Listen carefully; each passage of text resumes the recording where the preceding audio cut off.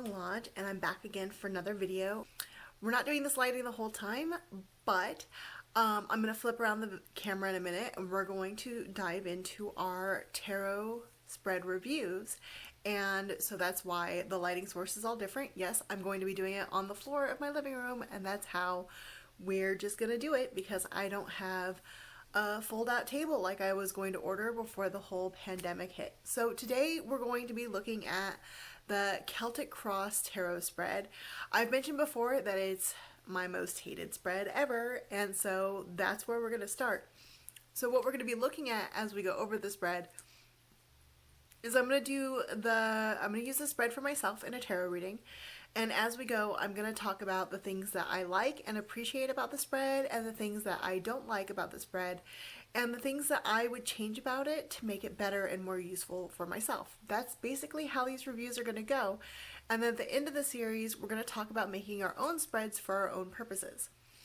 So, Celtic Cross, this is how we're going to do it. Hang on, I'm going to flip this thing around. Okay, so welcome back. Hopefully you can still hear me. So, one of the first issues that we have with the Celtic Cross is that there are 10 to 14 positions in the Celtic Cross spread. It's a lot of positions to remember. Not impossible. I know there's a lot of readers out there who love the Celtic Cross and they have the whole thing memorized plus variations, but I do not. And that's my first issue. Especially since this is the first spread taught to a lot of beginners. Having beginner tarot readers trying to memorize and learn 78 different cards, plus optionally their reversed meanings, plus a 10 to 14 card spread is kind of a lot. So right off the bat, that's one of the reasons why it's not one of my favorites. And I, obviously, going to be straight up honest with you, do not have the Celtic Cross spread memorized. So I am going to be using the Celtic Cross entry off the Llewelyn website in order to do this reading, because that's how we're going to do it. So this is what it looks like. I'm pulled it up here on my tablet. I am not using the significator because I don't use significators in my readings, so we're just going to pass over that S card there and move on to the rest. So we're going to do the 10 card layout in this video, but then I'm going to add on the additional 4 cards at the end just so y'all can see what the 14 card variation looks like as well. So let's go ahead and get this started. I haven't shuffled up yet, but just for the sake of disclosure, so you guys can go by the deck, I am going to be using the Shadowscapes tarot deck today. I've been using this card as my main working deck for in-person clients for over 10 years now. I'm actually on the second copy of the deck because I use it so much. And I really highly recommend it. The artwork is beautiful. Clients find it non-threatening, and the artwork is intricate enough that I haven't gotten bored with it over the years, and I still love to look at it, and that is saying quite a lot.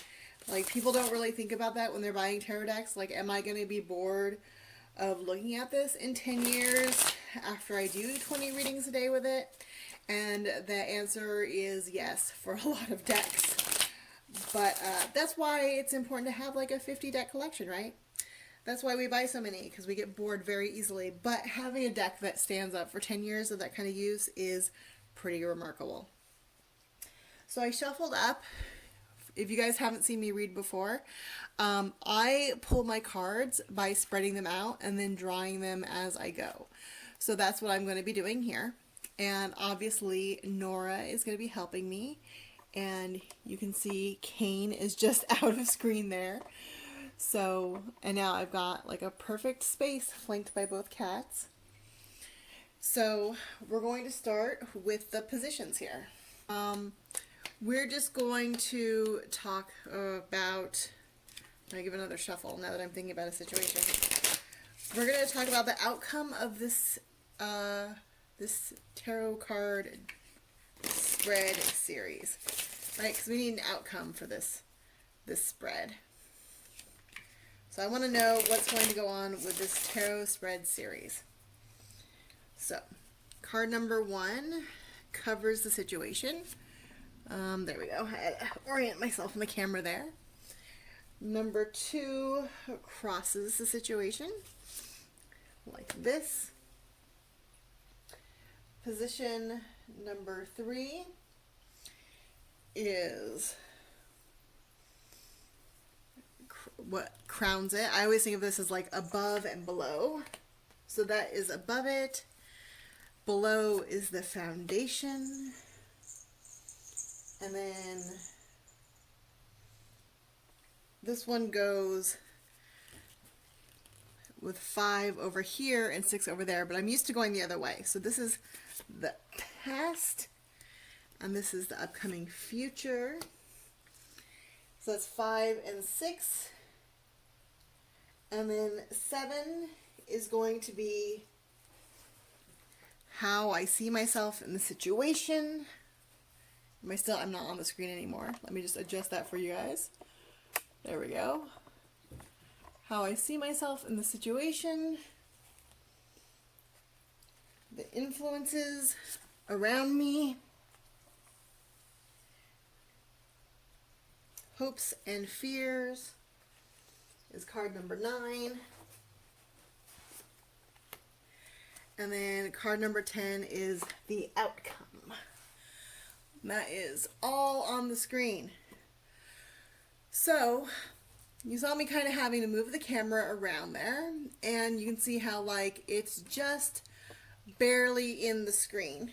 I can tell you right now, this spread does not fit on my desk where I have my computer where I do most of my readings, which is one of the reasons why I was going to get a folding table to do this series, because a lot of tarot spreads don't fit on my desk. There's just not enough space. And so you can see our first issue here is when you have 10 cards, they take up a lot of space. If I was using a miniature deck, this would work a lot better. I have several miniature decks, but they're not my favorite decks. I have a miniature Rider-Waite, I have a Tarot of the Cats miniature deck, and I have the Kawaii Tarot deck. And I do love them, but they're not my favorites. So already our first issue is this is a big honking deck that takes a big honking spread that takes up a lot of space, and so you have to have a lot of space to use it. So, and like obviously because it takes up so much space, I'm gonna have to like dive across this camera view here in order to get to that 10th card way over there, because like my tripod's in the way here.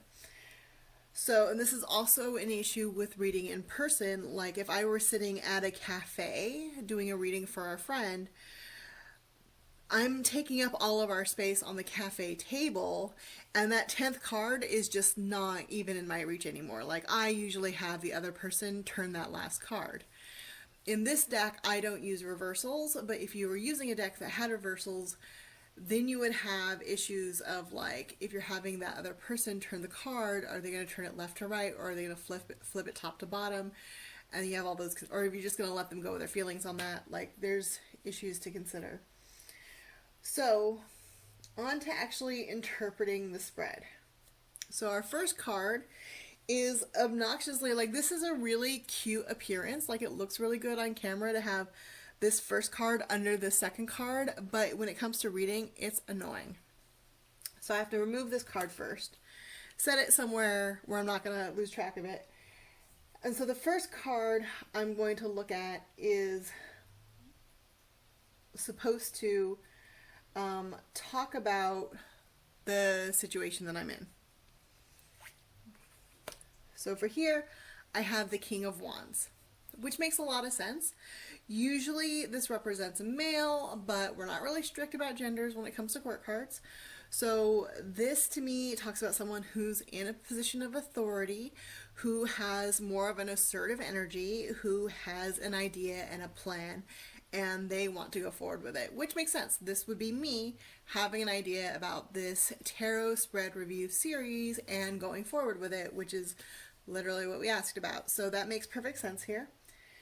The second card, which I'm having to keep track of now because I had to move it in order to read the first card, crosses the first card in that it represents the obstacles or energies working against the querent. The querent is me. So this is what is working against you in the situation. So for this, we have the Queen of Cups. This also makes perfect sense to me. right? Because the Queen of Cups is more of a submissive energy. She's more in the background, but she's no less authoritative. And again, this kind of represents a person in the situation. But she is all about her feelings and her intuition and kind of idealizes things. So to me, this says that the biggest issue when it comes to this whole tarot spread review series is that I'm not going to be able to live up to my own expectations, wants, feelings. I'm not going to be able to do it the way that I want. And we've already talked about that. Like, I don't have my card table. I don't have my lighting setup that I want. And so, yes, fully acknowledge I'm not being able to meet my own standards and how I want to do this already. So, very accurate. The third card, which is above, or the crown, is the ideal or the goal in the situation. What is your most hoped for outcome? And for that, we have the star. That's a funny card here. So my most hoped for outcome is that I will be able to achieve my hopes, right? So to be a little bit more candid about that, my ideals for my whole channel is to just kind of spread the information and education that I have in regard to spirituality and tarot practices and psychic stuff and whatnot and witchcraft around to the rest of the world, because there's no reason to keep it all to myself. So the fact that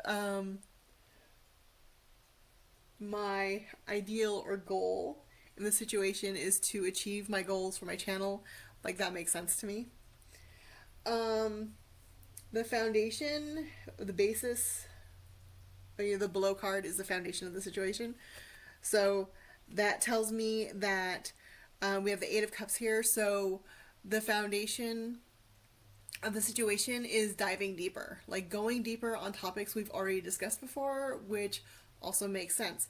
Now I want to stop right here. We've already discovered four positions in the spread so far, and I haven't learned any new information yet.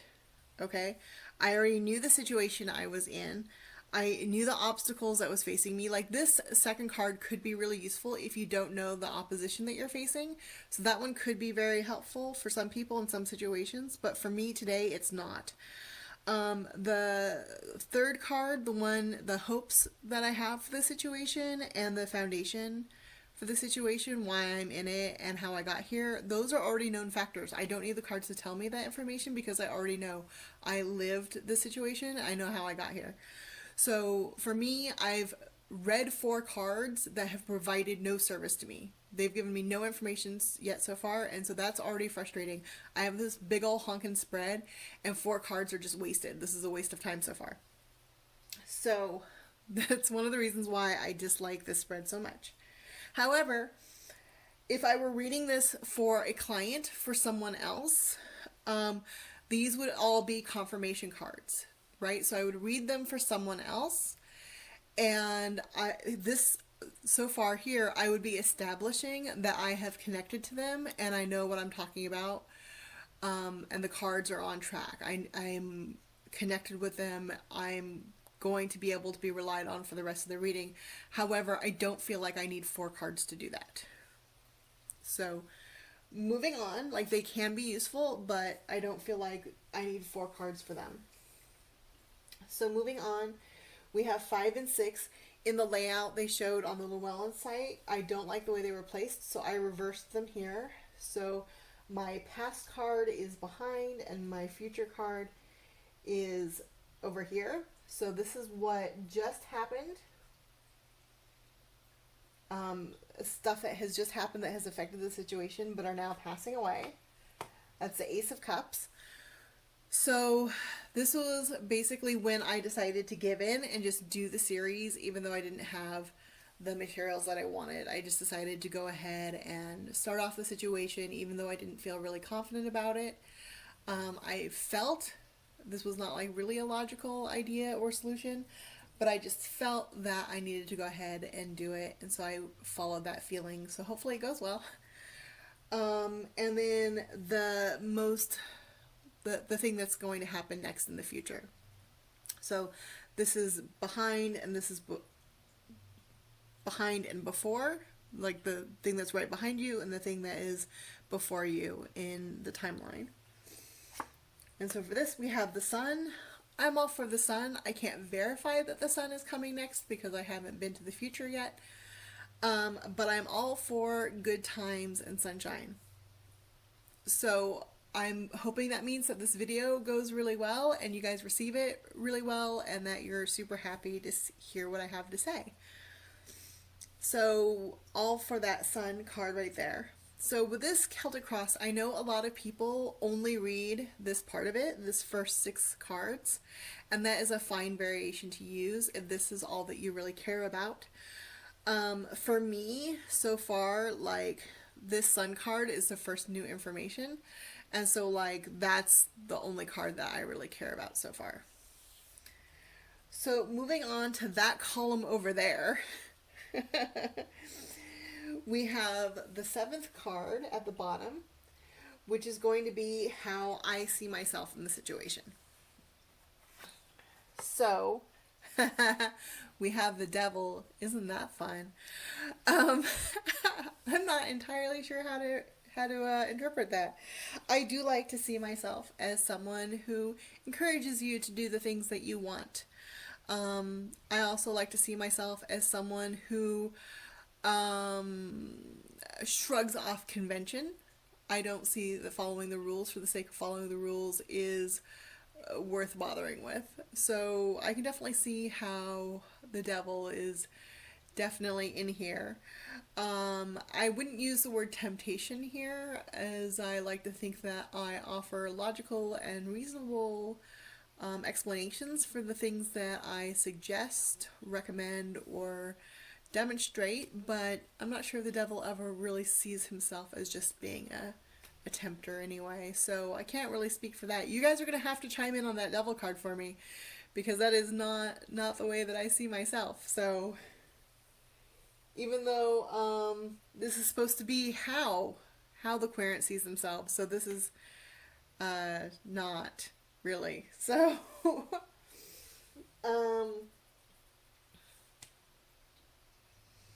the 8th card is the influences of the circumstances or people surrounding the querent. And for this we have the Hanged Man. So yes, I would absolutely say that the circumstances around me right now have kind of turned this tarot spread review series on its head. Like, I have had to take a step back and look at it differently, and I talk about the Hanged Man in conjunction a lot with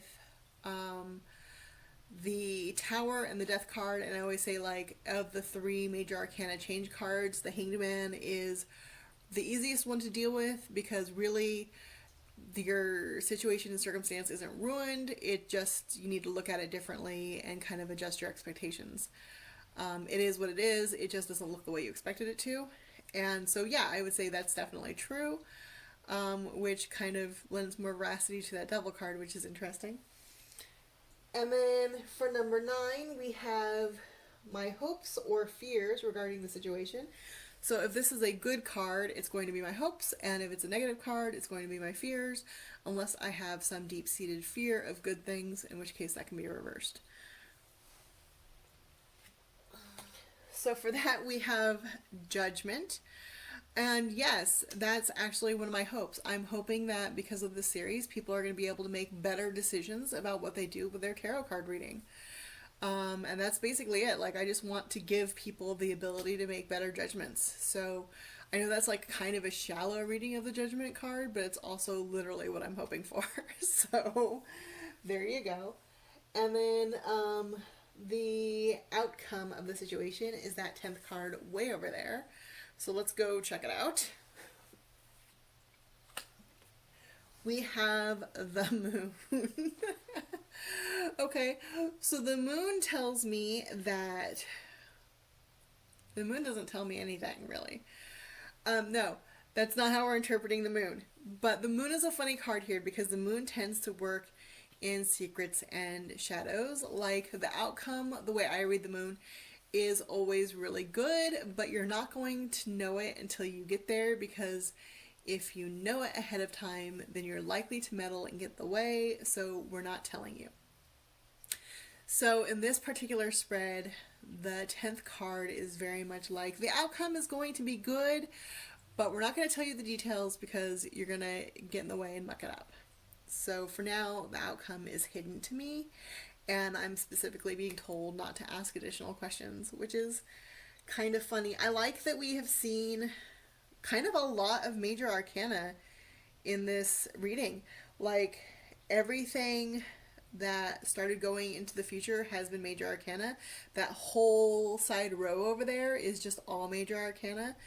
And we've got like my hopes, and everything in the future is just all major arcana, which is pretty cool. Like, I really do hope that this tarot spread review series does really, really big things. That would be awesome. I actually have a lot of really high hopes for you guys. I want tarot card spreads to be like kind of a revolution. So I'm really, really hopeful about that. Now I'm looking for the additional 4 cards, the addition, the extra 4 cards, the 14 card version of the Celtic Cross Spread. Real quick. Boo. Okay, so here we go with the Expanded Celtic Cross, and I'm looking at this reference from the TABI website, which is a professional tarot readers organization. So we're on tabi.org.uk, and so their infographic looks like this. I'll put a link in the description, obviously. So we're adding 4 mark cards along the bottom of the spread. And so you see I don't really have space to add cards at the bottom, but we'll make some space. We're just gonna go across here. So I'm gonna move these guys all up here. We're just gonna get them out of the way is basically what we're doing. And then I'm gonna do the 4 across here. So, the first card is going to be the subtle influences for the first 3 cards, and then the 14th card kind of expands on the outcome. So, we're just doing more influences and then more outcome. So we have 1, 2, 3, and then more outcome here. Just like that. So, and this is how I learned to do the additional 4 cards rather than having this 4th card at the bottom of that column over there.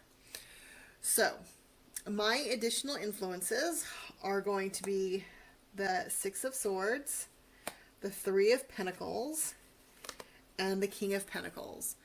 So read together, the way I'm taking this is that I am looking for some forward movement.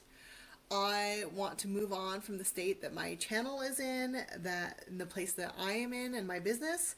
I want to do something more creative. I want to create a different state, both in our tarot community and also in the way that people approach tarot and the way that people interface with tarot teachers. So that is definitely true, and I want to be creative myself, so definitely an influence. And the King of Pentacles is kind of the master of his physical domain. He's in charge of his resources, a master of his reality, and he has a grip on his whole world. So these are all definite things that I want and are definitely influencing the creation of this whole series that I'm going to be doing with you guys. So those are absolutely definitely influences. And then here with the 14th card, it's typically called the Solidifier, and it's a verifier of the messages from the other cards. and it reinforces the 10th card. Now, I already interpreted that moon card as like a please don't ask further questions, but we're just going to break that rule right now. And we're going to pull this 14th card, and we have the High Priestess. The High Priestess and the moon card get along great, right? Because we're all in the intuitive realm here. And the High Priestess is all about working with that intuition, which is a huge piece for me when it comes to tarot reading. I rely a lot on my intuition. And I really think that it's super important to follow your intuition. You guys have heard me complain about that whole, like, I'm not psychic, I'm just a tarot reader thing that people say. But those people are absolutely using their intuition, even if they've been taught that intuition has nothing to do with it. So, and I'll put a link to that rant in here too if you want to hear that one again. So this is the expanded version of the Celtic Cross. We took it from 10 cards to 14 cards, and you guys can see how this is definitely getting very crowded. Now, again, to talk about what I like and what I do not like, I feel like this expanded part, these additional 4 cards that are not usually included in the Celtic Cross, are completely and totally unnecessary. Like, I don't care about my additional influences. I didn't care about my influences over there. I don't care about how I see myself in position number 7. This additional outcome card, I would care about that. Like card number 14, I am all about the outcomes. And when I'm doing tarot readings for myself and other people, I find that card 10 over there, that moon card way over there, card 10 that represents our outcome, and any additional information about outcomes, that's what people are really in it for. I find that true of myself and true of the people that I read for. Like, we really want to know about outcomes, and then if we don't like the outcome, we want to pull some more cards to see how we can change it, which is a technique I wholly support. But a lot of these cards I just don't care about. These are all just kind of confirming information that I already know. So this is really useful if you're trying to prove that you are connected to somebody else's energy, that your tarot cards are on the right track, and that card number 10 can be trusted. But I don't feel like I need 9 cards or 8 cards in this case, because this card here represents the future, right? So we can't verify it from where we are now. But I don't feel like these other 8 cards are really necessary to verify that I'm connected with my client and to prove that I'm not just drawing random cards. And that, like, the 10th card can be actually trusted here. So I feel like we can get away with that with like 2 or 3 cards at most, and we don't really need to establish that all the past information that we're already aware of has been, that we're connecting on that information level. So this all feels very redundant and pointless to me. Like, it's a lot of cards to tell me a lot of information I already know personally. And with a client, I feel like I can handle establishing our baseline and our connection in like 2 to 3 cards and then go from there. So even then, we still have, 5 cards, 6 cards that have been wasted here on just giving people information that they already know to verify that I'm on the right track. So to me, the Celtic Cross feels unnecessarily large and unwieldy, and it takes up a lot of space, and this kind of annoys the heck out of me. Like, you probably can't tell from where you are, but this piece of fabric that my cards are on is 4 feet wide. So this is a big spread.